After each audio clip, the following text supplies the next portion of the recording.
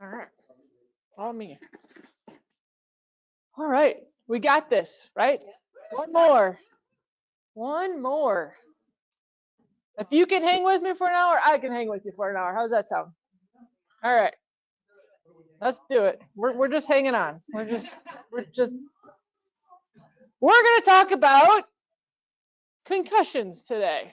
We're going to talk about other sports injuries that you guys might inquire or run into or deal with. All right. We're going to talk about injuries such as concussion, sudden cardiac arrest, and Lefort fractures, because they kind of all play into the same ball game as injuries that can cause concussions. If you get smacked in the face so hard it breaks all your facial bones, do you think there's an opportunity to have a concussion? All right, just a little bit. So we're going to talk about that. This is kind of based on sports stuff. Who here responds to your local high school or little league or football league or any other league of any sort of sport? Yes, okay. For sports injuries, the potential for it, right? Every year you hear about a high school that has an athlete go down from a sudden cardiac arrest or something like that, right? So we're going to go over that. We're going to review some of it.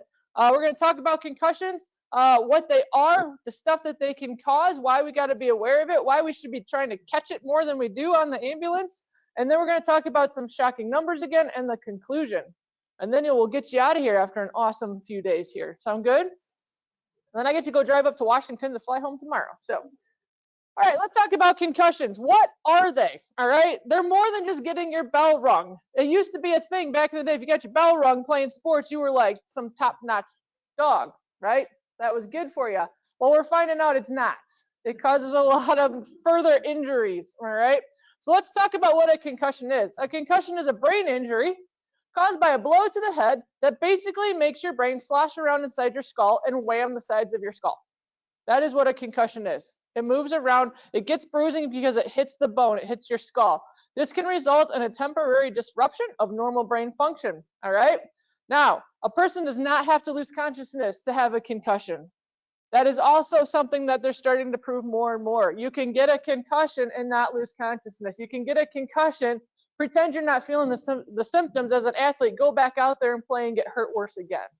And this is what we're running into. So just something to be aware of. You do not have to lose consciousness. So if you're talking to your athlete and you say, do you remember everything that happened? And they say, yeah, that doesn't mean you can rule out a concussion, okay? Now, let's talk about the pathophysiology of a concussion. What does our brain look like? What does our skull look like? What makes this actually happen? And what can trigger it to happen more so than other times? All right, your brain is suspended in the skull by cerebral spinal fluid, 78% water. Now, here's the thing, that water level can change. It doesn't stay consistent. When you get dehydrated, that water level changes. So the more dehydrated you are, the less fluid there is to protect it. Now think about our athletes out there running around in 90-degree weather out on the field. Are they getting dehydrated? Right? The possibility's there. So the more dehydrated you get, the less protection there is. I have this thing of like brain pictures. So here's your normal brain. Here's your brain dehydrated. Your brain on dehydration in the fry pan, right? You can see how it's shrunk. It's actually a physical thing you can see, all right? Now, here's the interesting thing. Our brain is protected in our skull by fluid. That's it. It hangs on that spinal cord and it moves around in your head. That fluid is all that protects our brain when we're being dumb and doing dumb things, when we get those calls where they say, here, hold my beer, and then all of a sudden we're there, right? Or you're playing sports and things like that. Now, here's an interesting thing. We know what these animals are, right? And this is what's super intriguing. What do those rams do all the time? Smash their heads into each other, right? Proving dominance, proving whatever. They don't get concussions. And why is that? Well, when they go to hit each other's head, there's a band in their neck that constricts the carotid arteries, stops the blood flow to the brain while they hit it. Also, when they hit their heads, their horns are created that way for a specific reason. They're made of keratin. that force and that energy goes into those horns, goes around, and that curve is what makes it dissipate, and then it goes out. So not only is that band constricting, creating less swelling and less bruising, now the energy is going through the horns. Isn't that cool? So that's how they don't get concussions all the time. Now, let's look at the woodpecker. I have like 5 species of woodpeckers by my house, and they all seem to like my gutters at 5 o'clock in the morning, right? They bang their heads all the time on stuff, correct? Do you see their tongue? This is how their brain is protected. Their tongue wraps around their head a couple times and cushions it as they're banging their head on the trees and finding the insects. Isn't that cool? And what do we have? We have water. We have water. I always say, God created Adam and Eve, right? They created them, put them in a perfect garden. They had the world, right? They created our brains. He didn't create our brains to deal with concussions. We were created in a perfect world. Then Eve threw Adam under the bus, and now we do dumb stuff, and now we get concussions. Our brains were just not created to do that all the time, to have those types of injuries. All right, let's talk about the lobes of the brain. And this is where it gets kind of cool and interesting if you pay attention to your patient's signs and symptoms when you're talking to them. All right, the parietal part of your brain is the red part, right? If you can see it. This is our command center for all of our senses. It combines new learning with past experiences. So think of our athletes who are out there learning new plays, learning what they did, changing their plays, different things like that. So you're learning new things and you're combining it with past experiences, that memory thing. All right, now the frontal lobe. We just talked about the frontal lobe earlier, right? The frontal lobe is your planning and problem solving, your reasoning. This is where it houses your personality, your emotions, your short-term memory, and that's up in the front. Okay? Then we got our temporal. Your temporal is what? By your ears, temple, right? That's how we remember it, temporal by your ears. How do you remember what a temporal does? It hears, it's by your ears, it hears what's going on. It hears what people are saying. It understands what coaches tell you to do, what players tell you to do on the field, what your teammates are telling you to do. And this is also where your long-term memory is stored, right? Then your cerebellum. This contains half the neurons in your brain. This deals with your coordination and your balance. All at the bottom there, that cerebellum. All right? Now think of those athletes that get up after hitting their head, and now they're doing one of these. You know, you see some of those films of football players and other athletes, they stand up and now all of a sudden they're like swaying and moving and uncoordinated, okay? Then your occipital area, that's back here. This is the ridge on the back of your head. That's your occipital area. This is where your brain understands that red means stop and different things like that. This is where you work out what your eyes are seeing, or we go to sleep when all the lights go out, right? This is what your brain does. Now, if you can remember the different parts of your brain, and you get that patient on the field or something like that that's suddenly complaining of lack of coordination, or they're tripping or they're falling, you can go, oh, you might have been injured in your cerebellum, right? That might be where that concussion took place. Or you have somebody whose emotions are suddenly not what they used to be. You have that good student, if you're a teacher or a coach, you have that student who's usually calm, collected, and cool, right? Now all of a sudden, they're more agitated. They get angry. They're not as patient. Well, that might be because they got hit in the frontal part of the brain. Isn't that kind of cool? You can kind of like pinpoint kind of where that injury might have taken place. Now, let's talk about a jar in a brain. Not in a fry pan this time. All right. I have a brain in a jar. It's amazing what you can get on an airline. This was the guy sitting next to me who annoyed me all the way here. All right, so this is your brain. There's 78% water in here, almost, okay? This is how your brain moves in your head on a daily basis, okay? It floats in there, it moves around. We're playing sports, and we suddenly go forward. We go backwards, all right? That water cushions how hard that brain moves forward, backwards, sideways, okay? Just like this. Now, we decrease the water, And now we have less protection, right? Like we talked about when they're dehydrated, things like that, right? So I thought this was a good kind of example on how our brain just kind of moves around on a daily basis with us. Now, if you're at a conference and you're falling asleep, it does this, right? But I will let you guys, I'll let you guys pass this around, shake it around, just see how it moves. Just gives you a little idea, okay? All right, just don't open it, huh? A plastic one from Amazon. All right, now I'm also going to play this video, and what the video is going to do is it's going to show you how your brain moves as well when you get a concussion. All right. Whoop, it's supposed to. This will happen on my last class, right? A concussion is a type of traumatic brain injury, or TBI, caused by a bump, blow, or jolt to the head, or by a hit to the body that causes your head and brain to move rapidly. This sudden movement can literally cause the brain to bounce around and twist and stall, stretching and damaging the brain cells and giving chemical changes in the brain. What you might not know is that these chemical changes make the brain more sensitive.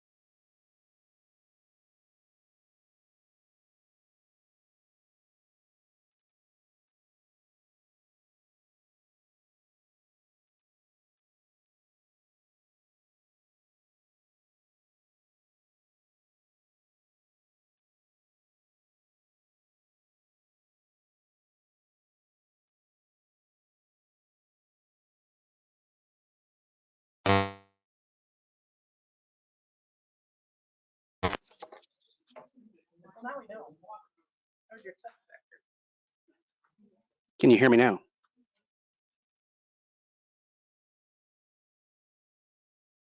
Okay, we're back. Hello, everybody. All right. Let's try this again. Okay, so we have this shearing of the neurons, right? The potassium and the calcium go into overdrive. Then we need more energy because our body's going, now we need to heal, now we need to do something. And this is all happening at the cellular level. All right, this is going on without us even knowing it. Then our cerebral blood flow decreases because it's saying, oh boy, there's a lot of bruising, there's a lot of bleeding, I'm going to constrict. So I don't want to cause any more issues. Okay? Then our calcium increases, which also impairs our metabolism. So when that happens, the calcium increases because it goes into overdrive. It decreases our metabolism, but we need more metabolism because we need more glucose because our ATP say we need it. Do you see this stuck cycle? We need it, but we're not getting it. Okay? Then when our potassium increases, then that's where we get our loss of consciousness, our amnesia. They don't remember what happens. They get hit, but they don't remember how. They get hit, they wake up, they're like, where am I? What's going on? Right? I took a bunch of youth group people from Indiana to Sioux Falls, South Dakota for a youth group like service project for church. I had 22 like people. Well, I had 15 in a van from Dumont, Indiana to Sioux Falls, South Dakota. I had all the girls. Anyway, that's another story. We were on this lake, we were tubing. It was one of our fun days. One of our kids on the tube got hit by the other tube. He hit his head against the other kid. He falls off the tube. He gets back on the boat, right? They thought he was fine. He was a really good athlete, very competitive soccer player, getting scholarships and everything. He was a senior. He gets back on the boat and he looks around and he goes, where am I?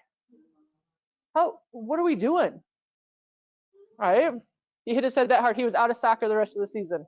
His concussion was bad. He ended up going to the hospital from there. But you can see it immediately. All right. So to keep it simple, when our chemistry goes wrong, our electrical signals don't work and doesn't tell our brain correctly what to do. That's where we get that lack of coordination. That's where we get that amnesia. That's where we get some of that stuff. Does that make sense? All right. So this is happening at the cellular level. And here's a picture kind of what it is. Our potassium and our calcium move into different spots they shouldn't be because our neurons stretch. They created those holes. They're not supposed to be here. They're not supposed to be there. And when we do, that's when it gets all screwed up. So we don't want things to get bruised. We don't want things to bleed, right? We want to keep things where they're supposed to be, where they're supposed to stay. All right, so let's talk about some concussion symptoms, all right? Yeah, I want you to think about these athletes, these high school athletes that are getting scholarships to go play, right? Think about when you were an athlete. I played basketball from the time I could walk. I'm a Hoosier through and through. We played basketball, right? I loved it. I lived it. It was my thing, okay? And I don't know why the WNBA didn't draft me. That was my dream. I even drew like WNBA on my backboard and put hair on the person, you know, in the like NBA thing. I was it. I was going to do it. All right, so what do we see about concussion symptoms? Observed by your parents and teachers, coaches, family, friends. All right, if you're a coach, pay attention as well. You're going to get the confused forgetfulness, unsure of plays, plays clumsily, can't recall events prior or after the hit, changes of behavior and personality. This might not be immediate. It may be, but sometimes this can happen a little further down the road or the next practice, right? If we didn't catch that concussion. Reported by the athlete, nausea, vomiting, dizziness, light sensitivity, sluggish, groggy, headache, double vision, blurred vision. How quick are our athletes going to be to report this? They're not, right? This is where it's a struggle. This is where it's hard. They're kids, right? All right, we talked about, we were talking when we were waiting, the second impact thing. This is a real thing. Secondary impact syndrome. What this does is this occurs in our adolescence and our kiddos running around. And what happens is you have a student athlete or someone playing, no matter what sport it is, right? It doesn't have to be just football. They get hit. They have a concussion. They don't report it. The parents don't see it. The coaches don't see it. They get them back to play, right? Then they go and they have another concussion. Now, this is a bad one because this is that exact perfect timing thing. They get a concussion in the same place that the original one took place in, and it's not done healing yet. And what happens is there's a 50% fatality rate to this with 100% permanent neurological damage from it. Right? That second injury does not have to be that bad, but it occurs in the exact same spot that the first one did. All right? Now, here's a very strange thing. I was working at the fire department. I was working on all this stuff, right? I spent my time researching, doing things while I was waiting on a call. And my crew was like, what are you doing now, Andrea? I'm like, I'm getting smarter than you idiots, laying on the lazy boy watching YouTube, right? But anyway, I was doing this presentation. I was looking up stuff. And here, our other station got a call to a place called Jack's Warehouse. Jack's Warehouse was a paramedic nightmare. It was trampolines. It was the high ropes course. It was the go-karts. It was the laser tag, the miniature golf, all that fun stuff, right? But we went there a lot. Well, they got called for an unresponsive 12-year-old in the laser tag area. And they're like, whoa, what the world? That's not normally what happens, right? Normally you get like something broken or sprained or something like that. Unresponsive 12-year-old in laser tag. The crew goes there and finds this kid, and he's unresponsive. He's not breathing that well. His pupils aren't reactive, right? He's not awake, anything like that. And they're like, what in the Sam Hill happened? Well, he was running around playing the game, and he plowed into somebody, right? They smacked heads, down he went. His parents weren't there because he was there with a big party or group or whatever. The ambulance picks him up. The crew picks him up that I work with, brought him to the hospital. He had a seizure on the way. They intubated him. They bring him to the ER. They finally get the parents there. They come back after a second call and talk to the doctor. Say, hey, what was going on with that kid? You know, sometimes we want to know, like, what was it? What did we see? What were we experiencing? The family stated he had been playing football earlier that week. He got a concussion, so they're holding him out of football, but he went and played laser tag, right? And he got hit in the very same spot. Every symptom he had was this. So that kid had secondary impact syndrome. So the crew came back and they're like, hey, what are you working on? I'm like, I'm talking about this. And I said, hey, whatever happened to that kid? And they're like, it was all that. They saw all of that. And I thought that was really strange timing. But it was cool because they got to relate it to what they saw. So that's what that kid had. This is very, very dangerous. This is why we need to notice when our kids get a head injury, when they get a concussion. Pull them out. Let them heal. I am not advocating don't play sports. I'm not advocating don't put them in football. I'm not advocating that at all. And I'll tell you, I've had some very angry people come to me after this class and say, how dare you tell us not to put our kids in sports? I'm like, that's not what I said, right? I play sports just as much as the other person, right? But this is why we need to catch it. All right, another issue that can come from concussions is MTBI, mild traumatic brain injuries, all right? Dramatically induced alteration in brain function caused by repeated blows to the head. Again, these are these kiddos that we're not catching right away. These are these athletes that aren't telling us what's going on, aren't telling their coaches, telling their parents, right? Because they want to play. They want that scholarship. They want to go do it, and I get it. But we need to start catching this early. It often occurs when they ignore it, they hide it, all right? They don't report it. It just does not allow the brain to heal after the initial injury, all right? I coached varsity girls basketball for 5 years in my town, and I had a student come to me as a sophomore. She moved in as a sophomore. Awesome basketball player, awesome, right? She was like, we're going to state with this girl. Come to find out, before she went to our school, she had had 3 concussions. 2 from soccer, 1 from volleyball. The volleyball one was from the season before, right before basketball. She got angry when I told her she couldn't play right off the get-go because I wanted to make sure she was good. I didn't want this stuff to happen to her. And she's like, I'm fine, I'm good, I made it through all of them, right? But I held her back, and I got the support of the athletic director and everybody, and we held her for a little bit until we could get her completely cleared to play, right? Because their health is more important than a state title, right? All right, anyone here ever watched the movie Concussion? I would highly recommend it. It's a very, very good movie if you want to hear about chronic traumatic encephalopathy. It's a very, very good movie. Will Smith is in it. He does an amazing job. What this movie is it talks about this doctor named Dr. Bennett Amalu. And he works for the town where the Steelers played, right? Pittsburgh. He is one of the people that does all the autopsies. He was on one weekend to do autopsies, and he got called in to do the autopsy of this guy named Mike Webster. He had no idea who this guy was. He wasn't a sports guy. He came from Africa. He doesn't watch football, right? He started doing this autopsy. The person, his boss said, you need to clear this as a suicide. This was a suicide. That's what you need to clear it as. Just write it up. He's killed himself in his car. I'm not going to give you the whole movie, but it gives the background on Mike Webster and what happened to him. Mike Webster played for the Pittsburgh Steelers, right? He played for them. He was on their Super Bowl team.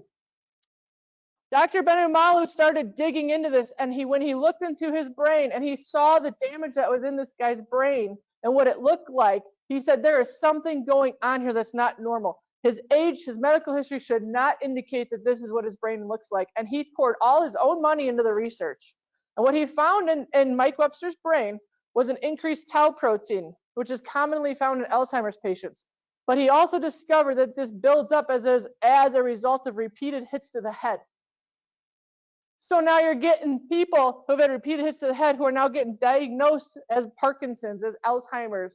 They've been diagnosed with crazy mood disorders, personality changes, but they're not linking it to the repeated blows to the head. So he started digging into this. He also was able to get permission to look at the brains of other NFL players and boxers, and he found the same exact increase in this tau protein. All right. And then the movie goes on about the whole NFL battle and all this stuff. But what was really interesting was what he found. All right. He found the link between head trauma and long-term brain disease. And Mike Webster was not that old when he died. And this is some of the symptoms of it. All right. Loss of memory, loss of functioning. There's some big stuff in here. Bouts of anger, agitation, violence, paranoid ideations, insomnia, depression, alcohol, drug abuse, manifests as dementia, violent criminal behavior. Think of some of our NFL and athlete players who are now in jail or have gotten in trouble for things like that. Some of these.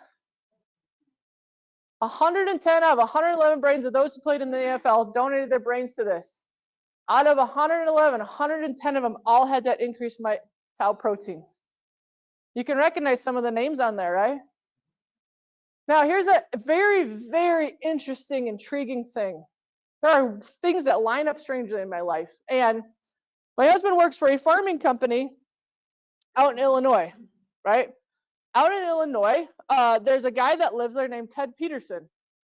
Ted Peterson played for the Pittsburgh Steelers. His hometown was Moments, where my husband's big company's at, right? Well, we're not his company, where he works. And they had this big like Christmas dinner thing. So we go. I was already pissed off. I had to wear a dress.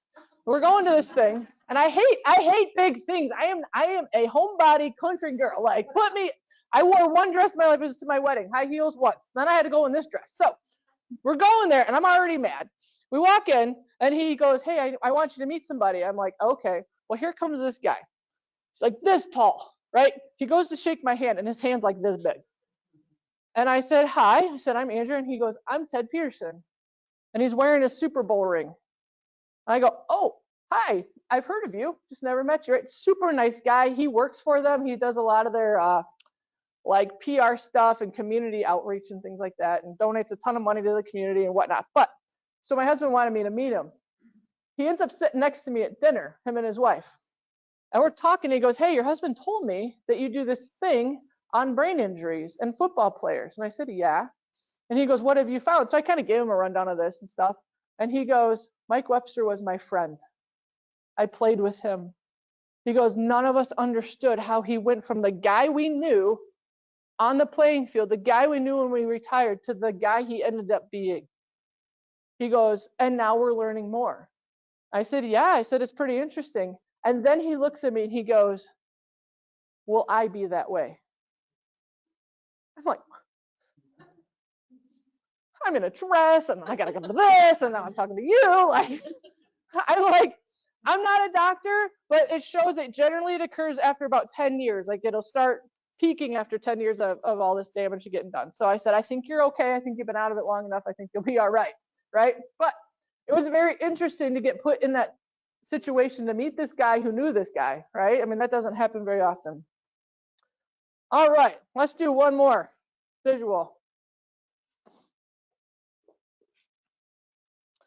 All right, now I have an egg in a jar. See the theme? We got eggs, we got brains, we got fry pans. We're all good. Now we're going to see if this works. It always depends on the egg and the water and where I'm at and whatnot. But this is your brain. This is your brain in a jar. Okay? Now, you get hurt, right? I'm a football player. I'm a basketball player. I'm an athlete, whatever. I hit my head. Okay? I go out there and I play again. I hit my head again. I hit my head again. I repeatedly go out there and play because I don't want to report stuff, right? I want to play. I want to play. I want to play. Mr. Video Man. You see a crack in there? You see it? It's hard to see. Like a little crack going. Oh, yeah. Okay. Now I'm starting to get that leaky pipes, right? Remember the potassium and the calcium? I go back out there again and I play again and I hit my head again. As I go and as I play and as I keep getting injured and I'm not reporting it and no one's noticing it, I hit it again and I hit it again and I hit it again. Well, this is not cracking noise. My hand hurts. Do you see what's going on there? right? Now, the more I hit my head, now things start leaking, things start bruising, things start getting out of whack, right? And this is where we start getting all those big symptoms. Does that make sense? All right, so pass it around, hit it around, do what you want to do. We'll start here.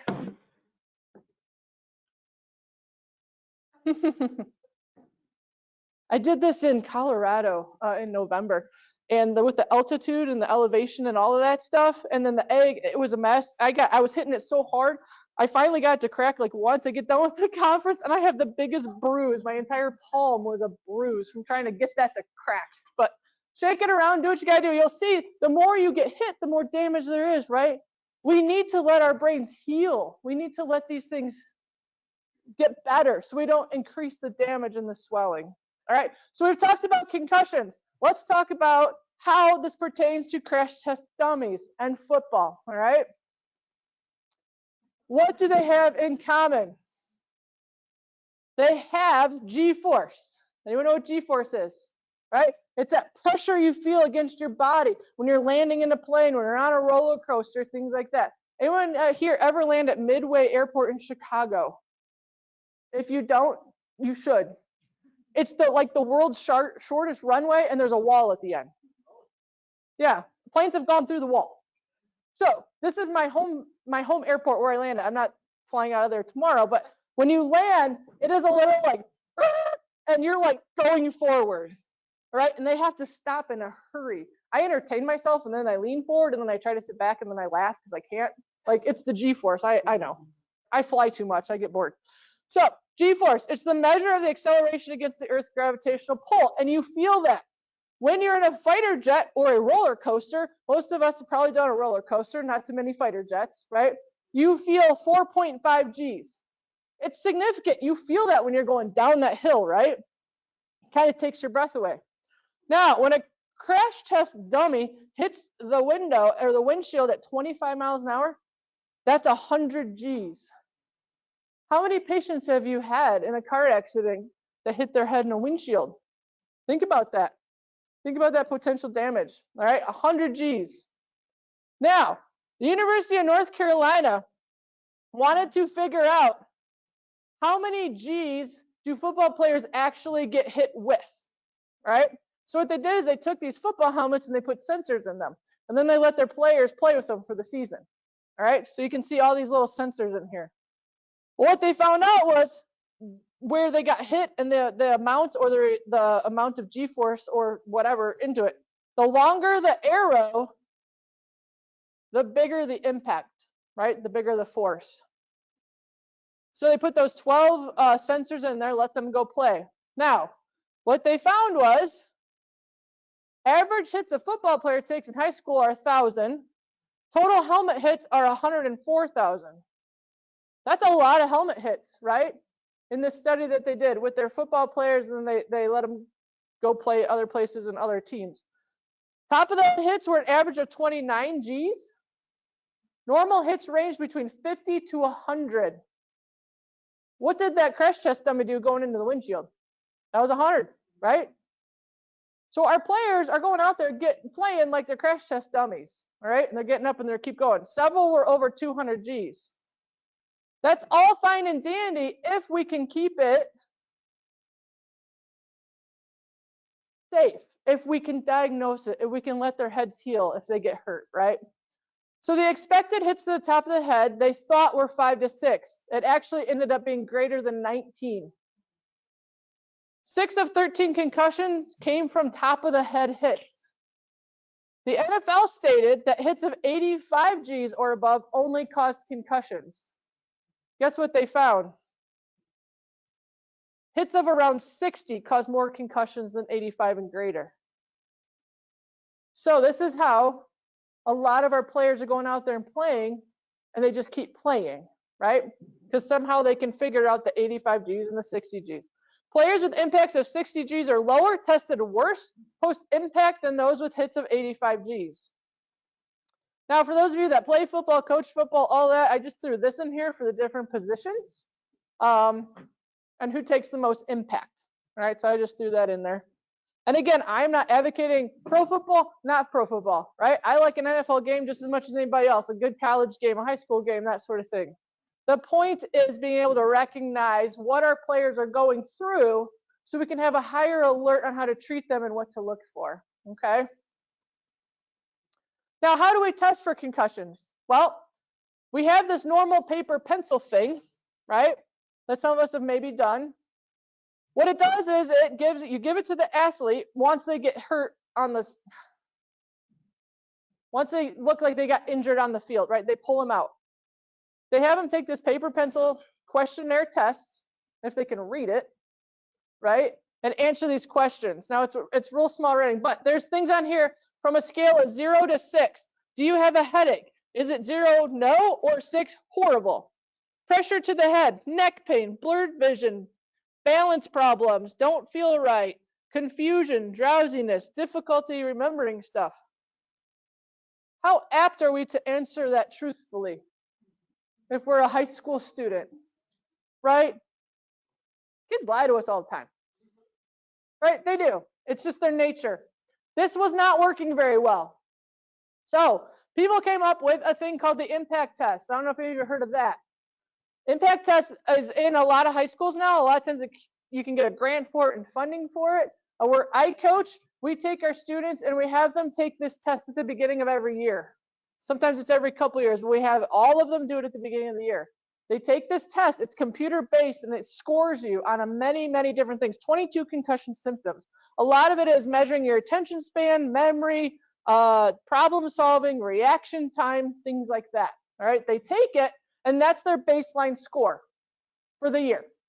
Then they go out there and they play. And if we feel like they had a concussion or a head injury of some point, we pull them out and we immediately give them that test to do again. And then we look at their score. This one's very difficult to fake or lie your way through, right? Because you're answering legit questions. Any of you ever take those psychological tests for fire departments? They're like 300 pages and they ask you the same question in 400 different ways. It's their way of making you not fake your way through a personality psychological test, right? It's the same with this. They ask you many different questions, the same different ways, so you can't fake your way through it. This works really well. It works well if you have the ability to do it, all right? So that's out there for that. So why are concussions important to EMS? Why do we need to be aware of this? All right, number one, concussion symptoms can be very easy to miss if we're not paying attention to it, if we don't get the good history from it, right? If we're not being told the truth by the coach, the player, the family, right? We know there's a lot of hardcore parents out there with their kids, right? And that can cause a problem if we're not getting the right answers. A missed possible concussion can cause more severe injury, such as secondary impact syndrome, right? Mild traumatic brain injury, CTE. It can happen, all right, if we don't catch it. If parents don't catch it, coaches, athletic trainers, all that. Players may not be telling the whole truth when it comes to their symptoms, right? So we need to learn how to evaluate them, and we're going to talk about that. There's some very simple, quick, easy ways to evaluate these kiddos. It's important not to sign these athletes off. If you respond to an athletic event all the time, to certain colleges, to schools, to high schools, how much are you in contact with your athletic trainers? Do you have a protocol for them? Do you train with them? Do you talk to them? Are you on the same page with them on how you're going to treat concussions and head injuries? If you're not, I would suggest talking to them, doing some outreach together, doing some education together, so you guys know that when you get called for that head injury patient on a football field, that your athletic trainer is on the same page as you, that the coaches are on the same page as you. So you don't have this battle on the sideline on if they go, they not go, and what's your protocol. So something to think about. All right. Football players are essentially crash test dummies running around the field. They are. Even our little guys in Pop Warner, right? Their helmet weighs more than they do. And they're running around. The potential is there to get hurt. We just got to take care of them, all right? We got to let them practice safely and manage how they're being treated and their signs and symptoms and things like that, all right? All right, so that's concussions. Did you learn a little something besides what your brain looks like in a jar? All right, so let's talk about our sudden cardiac arrest. This should be pretty quick and easy. We should know what this is, right? We deal with it. Thank you. Anybody want a drink? That one looks good. Good protein. All right, so sudden cardiac arrest. We know what this is, right? The athlete's out there and all of a sudden, wham, they're down. It's a terrifying call, especially if we go to our local high schools because we're bound to know that person, right? We're bound to know that kiddo. We all know what that is. What's that rhythm? V-fib, dead, right? We know what to do with that. Do we shock that rhythm?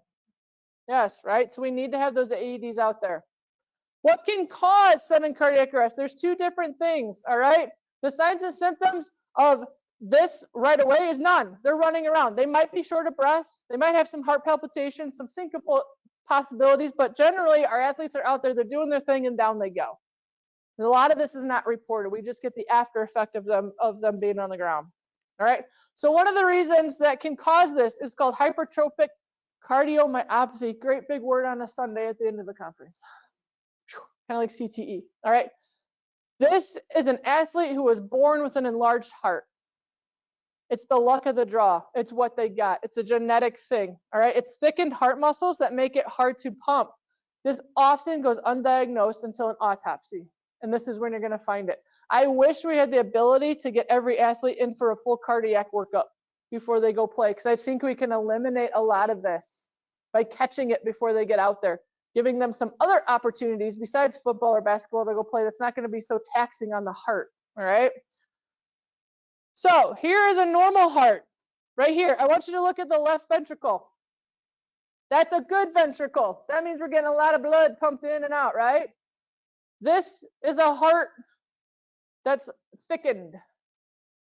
Look at the difference.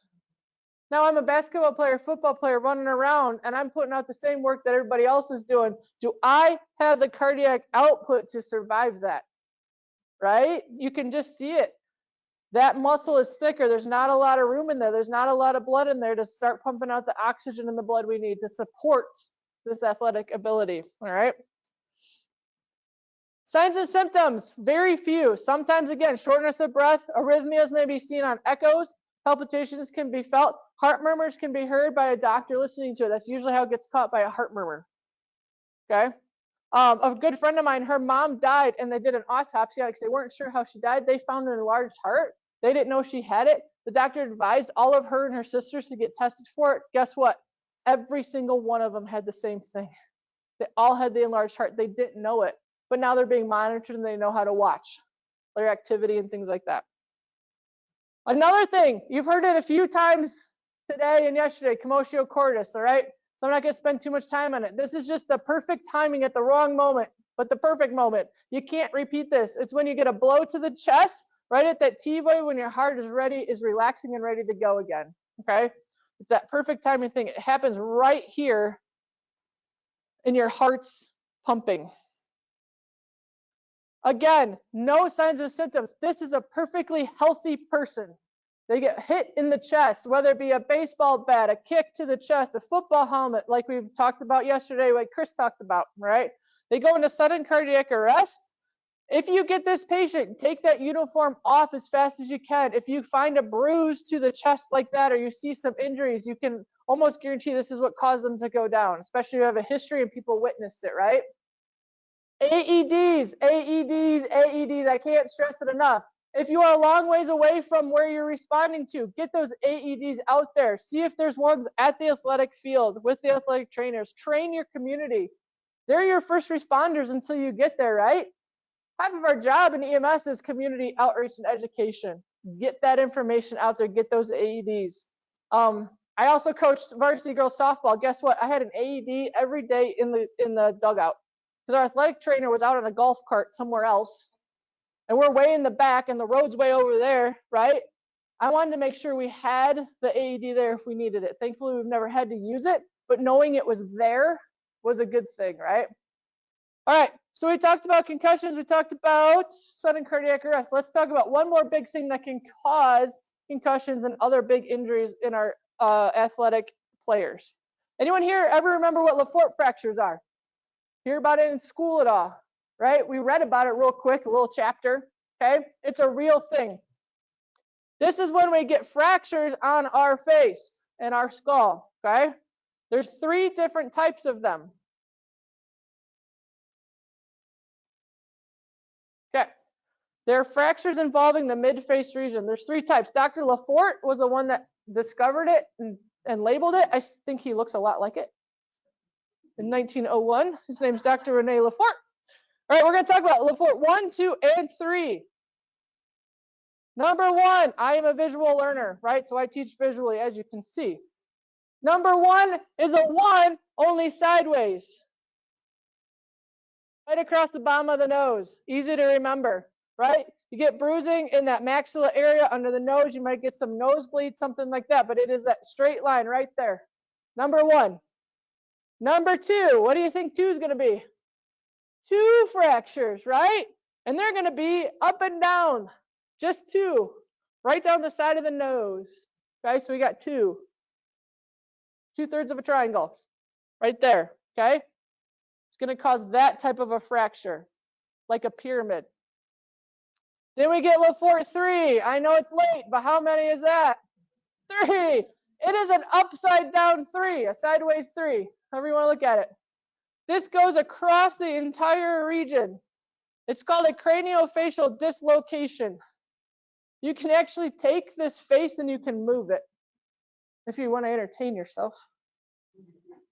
Yes, I've done it once. I couldn't pass up the opportunity. Like, where I work in the port, we cover for the Coast Guard. We cover 40 miles of Lake Michigan, all right? So when there's injuries out on Lake Michigan, the Coast Guard calls us. We'll either jump on their boat or they'll bring the patient to us and we'll meet them at the ramp, right? So we get called one day and I'm on shift and they said, hey, we got a guy who got injured on a wave runner, a jet ski. We're bringing him into you. So we met them at the boat ramp. What happened was this dude was jumping the waves behind the wake behind his buddy's boat on his wave runner. He hits one, he goes up in the air, perfect timing, comes down on his face on the handlebars. Busts his whole face. He's bleeding from the nose. Every time the Coast Guard got there, they wanted to immobilize him, right? Put him on a backboard, all that stuff. Every time they laid him down, he suffocated and he stopped breathing. So they set him back up. So they put a seat collar on him and they just had him sitting like forward, like holding on to him, because that was the only way he could breathe because he had so much blood coming out of his face. What you see is midfacial swelling, unstable maxilla. Face appears to be longer because there's nothing holding it up here anymore. So gravity makes it longer, right? So we picked this guy up. I took my hands and I moved his face. I wanted to see, was it a complete dislocation or could I just palpate kind of where the fracture was? The whole thing moved, right? Nosebleeds, numb upper teeth, nasal flattening. Is this an airway issue? Absolutely, right? If you are not an ALS provider and a basic provider, if you need ALS interception, start that ball rolling if you have a patient like this, all right? Have your suction out. Be prepared to position him in that position of comfort, yet that's protected, that will let him breathe. We brought him in, they put drains in his nose, and the helicopter actually flew him to a trauma center sitting up, because that was the best way to have him still maintain his airway, all right? I threw this in here for you guys for rodeo injuries. You guys kind of have that around here a little bit, right? All right, so according to the injury classification system, 36% of injuries to bull riders were severe. I don't know why. Fractures were the most common severe injury. Concussions constituted 10.6 of all injuries. Neck injuries and concussions with other head and facial injuries accounted for 28.9. I threw that in there. The potential's there, right? Rodeo is a big thing out here. When I speak in North Dakota, South Dakota, Wyoming, I'm going there April and May. We're going to talk about rodeo injuries there as well, okay? Because you guys will see that. But just wanted something for you guys to be aware of that. All right, what do we do for our patients? Concussions, right? Let's quick review this and I'll get you out of here. It's important to get that early recognition of a concussion. I hope you've learned that so far. We want to catch this early. We want those players to be able to go back on the field and play, right? If we can catch it early, they can heal for a week or two and go back out there. It's not a lifetime sentence, right? It just needs to let that brain heal, let that bruising heal, let those stretched neurons go back to the size so we get that potassium calcium balance again, okay? Airway, breathing, circulation, of course, we always look for that with all our patients. Consider your neck and spine pain. Consider having to Immobilize if we have to. Look at that face. Make sure there's no facial injuries or swelling or bleeding or things like that. Okay. Remove that face mask. If you respond to football players, do you have a protocol for what to remove, how to remove it? Do you work with athletic trainers? All right. Oftentimes the ER doesn't know what to do. Know your protocols. Train with athletic trainers. Know what you're going to do on the process of doing this with all you guys. Okay. We do this move. I don't know if you guys ever seen that. We do that by us. We have a couple of colleges we respond to. It works really well if you have the manpower. You basically lift and slide. There's no rotation. There's no log rolling. There's nothing like that. I just threw that in there for something to learn. All right. Assessment of a concussion. Palpate the head and neck and the facial bones. Inspect the nose, right? Look for CSF if you see it. If you do, that's a bad day. We got a lot more going on, right? Vision assessment, coordination test. Here's a good one. The stroke test. Do it on them. Can they equally squeeze your hands? Can they equally move their feet? Have them follow your finger, right? Another one is the eye-hand movement coordination. Take your pencil, not your scissors, in your pocket, your pen, flashlight, whatever you got. Hold it in front of them and tell them to catch it. Super simple. You can't fake that, right? Easy way to check your coordination test. Sudden cardiac arrest, we should know this. Practice. Get those AEDs out there. If in your remote areas, do they have AEDs where you respond to athletic events? If not, find ways to get them there. Get to that community, educate, all right? Follow your protocols. You guys know how to work a cardiac arrest. I don't need to go over that. LaFort fractures. The big thing to remember about fort fractures, airway, airway, airway. Find your DeWalt drill on your ambulance so you know how to fix it. I'm joking. But that's how they fix it. Put screws in there, right? Airway is your big thing with these guys. How are you going to stabilize an iGel or ET tube or anything in an airway that's been busted up and there's no stabilization? Think about it. We might have to do a crank. If we know that going in, are you capable of doing it or do you need to get additional resources? Right? Start thinking of that ahead. Control the breathing, circulation, right? Control your bleeding. There's going to be a lot of bleeding. We know with facial injuries, there's a lot of blood oftentimes, right? Control that airway, have suction ready. Spinal precautions, assume there are cervical injuries due to the force to the face, right? Consider there could be possible other head injuries, other head concussions, bleeds, things like that. This is a big injury, right? This is a big, bad, ugly injury. Shocking numbers, real quick. Over 40 million children and adolescents are in sports. All right, between 2015 and 16, there were over almost 8 million high school athletes. There was over 1 million that played football. That's a lot of crash test dummies running around on the field who are lying to us, right? In 2010, National Athletic Trainers Association stated there was 50 fatal sports injuries in a year. Less than 20% of the 2 to 4 million athlete coaches out there receive any training. This is important. It's getting better. I have to do a whole bunch of training every season when I coach. It's online stuff. But if you're in an area that does sports, reach out. You guys can do training, right? You don't have to be up here speaking. Get out there. Talk to your people. Say, hey, you want some training on some concussions, on spinal precautions, on anything like that to help prevent this? Or give you more awareness, guess what? That's awesome. Get out there, get that education, all right? 50 to 75% of concussions can go unreported. That's a lot of potential for that secondary impact syndrome, for that MTBIs, the mild traumatic brain injuries, the CTE, right? That's a lot of potential. This is why we need to be able to catch this stuff, have our high alert up, have our red flags up for these patients when we get to assess them. ER visits increased over 200%. Kids are playing sports younger and younger and younger. You see it on social media, all these videos of these little tiny kids and all of their basically professional sports, right? That's a whole other speech I can give. But the potential for injuries is there. Every third day, a student athlete dies from sudden cardiac arrest.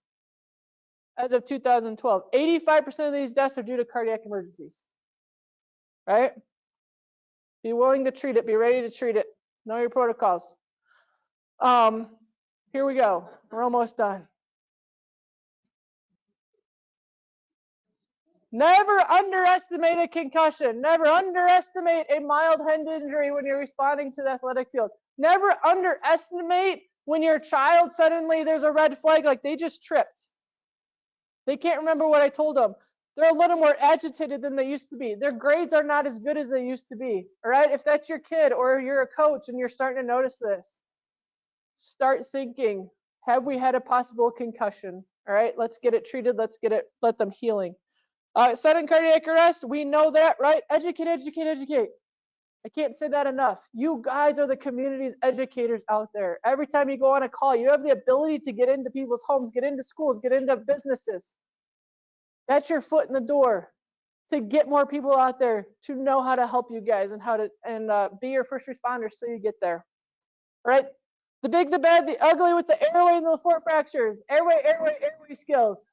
Right? Be thinking ahead. If you don't have the ability to do an advanced airway, know how you're going to get that to happen. Because these guys can go downhill very, very quickly with their airway. All right? So be aware of that. All right. That is it. I hope you guys learned something. Thank you guys so much for letting me come out this year. I had a great time. And hopefully see you again.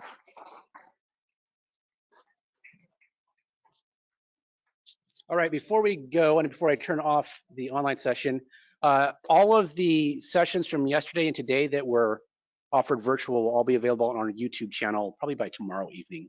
So if you want to see these again or show them to others, or you're like, hey, I need to see that slide again, they will be there for you. So thank you. Don't anybody in the room leave yet, because for those who are here in person, we're going to do some raffles. Everybody online, thank you.